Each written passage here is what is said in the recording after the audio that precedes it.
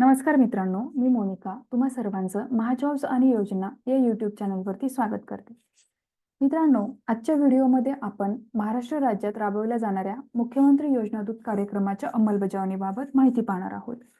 तर मित्रांनो, महाराष्ट्र राज्यामध्ये मुख्यमंत्री योजना दूत हा कार्यक्रम राबवला जात आहे. तो कार्यक्रम काय आहे, तो कशासाठी राबवला जात आहे, त्याच्या मागची उद्दिष्ट काय आहेत, या सर्व प्रश्नांची माहिती आपण या व्हिडिओमध्ये पाहणार आहोत. चला तर मग वेळ न वाया घालवता व्हिडिओला सुरुवात करूया. परंतु त्या अगोदर तुम्ही जर माझ्या चॅनलवरती नवीन असाल किंवा चॅनलला अजूनही सबस्क्राईब केले नसेल तर सबस्क्राईब करून घ्या. तर मित्रांनो, शासनाने असा निर्णय दिला आहे की महाराष्ट्र शासनाच्या विविध योजनांची प्रचार प्रसिद्धी करणे व त्यांचा जास्तीत जास्त नागरिकांना लाभ मिळवण्याच्या दृष्टीने त्यांना सहाय्य करण्यासाठी 50,000 योजना दूत निवडण्यासाठी सन 2024-25 या आर्थिक वर्षापासून मुख्यमंत्री योजना दूत कार्यक्रम सुरू करण्यास या शासन निर्णयान्वये मान्यता देण्यात येत आहे. ठीक आहे, म्हणजे हा जो प्रोग्राम आहे या अंतर्गत 50,000 योजना दूत निवडले जाणार आहेत. मग ते कशासाठी निवडले जाणार आहेत, त्यांची उद्दिष्ट काय आहे, तर महाराष्ट्र शासनाच्या विविध योजनांची प्रचार प्रसिद्धी करणे व त्यांचा लाभ जास्तीत जास्त नागरिकांपर्यंत पोहोचविणे यासाठी हे 50,000 योजना दूत निवडले जाणार आहेत. आता या कार्यक्रमाची ठळक रूपरेषा काय आहे ते पाहूयात. महाराष्ट्र शासनाच्या माहिती व जनसंपर्क महासंचालनालय आणि मुख्यमंत्री जनकल्याण कक्ष यांच्या मार्फत संयुक्त कार्यक्रम राबवला जाणार आहे. यामध्ये राज्यात कार्यरत प्रशासकीय यंत्रणेला मदत करण्याकरिता मुख्यमंत्री योजना दूत नेमले जातील. मग ग्रामीण भागात प्रत्येक ग्रामपंचायतीसाठी एक व शहरी भागात 50,000 लोकसंख्येसाठी एक योजना दूत याप्रमाणे एकूण 50,000 योजना दूतांची निवड करण्यात येईल. आणि हे जे काही योजना दूत निवडले जाणार आहेत त्यांना प्रत्येकी 10,000 रुपये प्रति महिना एवढं मानधन दिलं जाईल. आणि या योजना दूतांसोबत 6 महिन्याचा करार केला जाईल.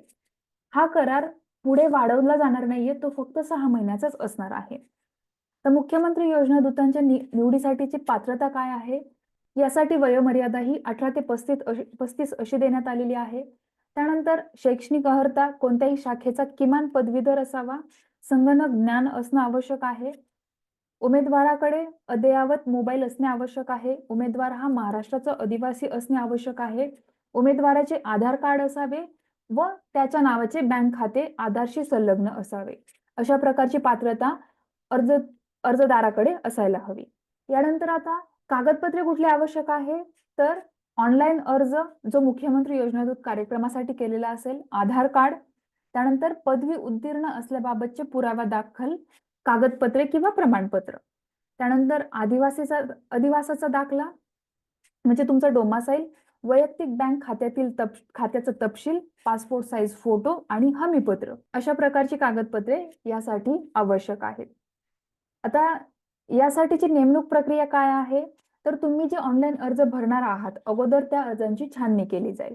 त्यानंतर मग जी पात्रता दिलेली आहे त्या पात्रतेनुसार उमेदवारांची निवड केली जाईल. उमेदवारांची निवड केल्यानंतर ती जी लिस्ट असेल ती लिस्ट राज्यातील प्रत्येक जिल्हा माहिती अधिकारी यांच्याकडे पाठवण्यात येईल. त्यानंतर मग हे अधिकारी जे निवडलेले उमेदवार असतील त्यांच्या कागदपत्राची तपासणी करतील आणि त्यानंतर मग निवड केलेल्या उमेदवारांसोबत 6 महिन्याचा करार केला जाईल. अशा प्रकारे उमेदवारांची यासाठी निवड केली जाणार आहे. हा करार फक्त 6 महिन्याचा असणार आहे. 6 महिन्यानंतर हा करार वाढवला जाणार नाहीये. ठीक आहे. त्यानंतर आता योजना दूताने कामे काय करायची आहेत, तर त्यामध्ये योजना दूत संबंधित जिल्हा अधिकारी यांच्या संपर्कात राहून जिल्ह्यातील योजनांची माहिती घेईल. त्यानंतर प्रशिक्षित योजना दूतांनी त्यांना नेमून दिलेल्या ठिकाणी समक्ष जाऊन त्यांना ठरवून दिलेले काम पार पाडणे त्यांच्यावरती बंधनकारक राहील. यानंतर योजना दूत राज्य शासनाच्या विविध योजनांची प्रचार आणि प्रसिद्धी करताना ग्राम पातळीवरील यंत्रणांशी समन्वय करून शासनाच्या योजनांची घरोघरी माहिती होईल यासाठी प्रयत्न करतील. त्यानंतर योजना दूत दर दिवशी त्यांनी दिवसभर केलेल्या कामाचे विहित नमुन्यातील अहवाल तयार करून तो ऑनलाईन अपलोड करतील. त्यानंतर योजना दूत त्यांना सोपविलेल्या जबाबदारीचा स्वतःच्या स्वार्थासाठी नियमबाह्य कामासाठी उपयोग करणार नाही, तसेच ते गुन्हेगारी स्वरूपाचे गैरवर्तन करणार नाहीत. योजना दूत तसे करत असल्याचे जर निदर्शनास आले तर त्यांच्यासोबत करण्यात आलेला करार संपुष्टात करण्यात येऊन त्यांना जबाबदारीतून मुक्त करण्यात येईल. यानंतर योजनादूत अनधिकृतरित्या गैरहजर राहिल्यास किंवा जबाबदारी सोडून गेल्यास त्याला मानधन अनुज्ञेय राहणार नाही. ठीक आहे. अशा प्रकारची कामे ही योजनादूतास पार पाडवायची आहेत. त्यानंतर या योजनादूतास मानधन जे आहे ते प्रति महिना 10,000 रुपये एवढं देण्यात येणार आहे आणि हे असणार आहे 6 महिन्याकरिता. त्यानंतर जो तुमचा करार केला जाणार आहे तो संपुष्टात येणार आहे. मित्रांनो, अशा प्रकारे महाराष्ट्र शासन 6 महिन्याच्या करारावरती 50,000 मुख्यमंत्री योजनादूतांची नेमणूक करणार आहे. मित्रांनो, मी आशा करते की तुम्हाला सर्व माहिती समजली असेल. तुम्हाला जर हा व्हिडिओ आवडला असेल तर या व्हिडिओला लाईक आणि शेअर करा. तुम्हाला जर काही प्रश्न असतील तर ते कमेंट बॉक्समध्ये विचारा आणि अशीच माहिती मिळवण्यासाठी या चॅनेलला सबस्क्राईब करा. भेटूया नवीन माहितीसह नवीन व्हिडिओमध्ये. धन्यवाद.